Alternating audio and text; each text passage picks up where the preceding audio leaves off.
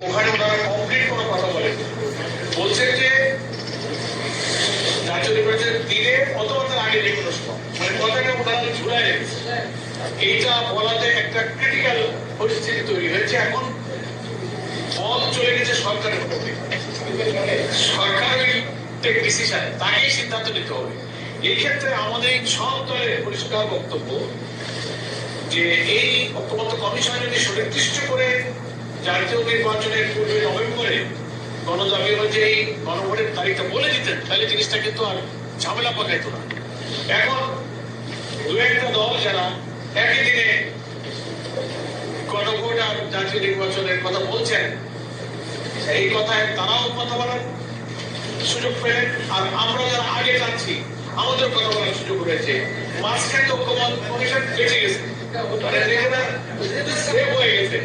আমরা আজকে এই 8টি দল পরিষ্কার করে বলতে চাই, সরকারের এখন দায়িত্ব পড়ে গেছে খুব দ্রুত গণভোটের তারিখ ঘোষণা করা, এবং গণভোটের তারিখ যদি আগে ঘোষণা করানো হয়, আগে বলতে জাতীয় নির্বাচনের নভেম্বরের মধ্যে তারিখ দিয়ে যদি ঘোষণাটা না করা হয়, যত দেরি করা হবে ততই কিন্তু মূল জাতীয় নির্বাচনের তারিখকে নতুন সংকট দেখা দিতে পারে। আমি কথাটা বুঝাতে পেরেছি। আমরা 12 ফেব্রুয়ারিতেই আমরা নির্বাচন চাই, কিন্তু যত গণভোটের ডেট ডিক্লেয়ার করতে গভর্নমেন্ট ডিলে করবে, ততই মূল নির্বাচনের তারিখ কিন্তু একটা সংকটের মধ্যে পড়তে পারে। এই জন্য এই জটিলতা এড়াবার জন্য আমরা এই সমমনা 8টি দল অবিলম্বে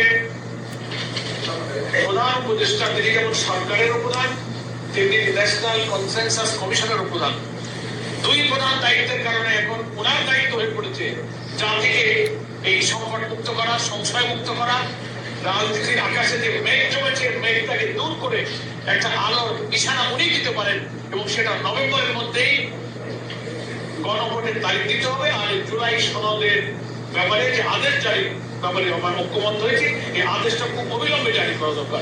যত ডিলে হবে তত জাতীয় নির্বাচনের মূল তারিখ কিন্তু সংকটের মধ্যে পড়ার আশঙ্কা।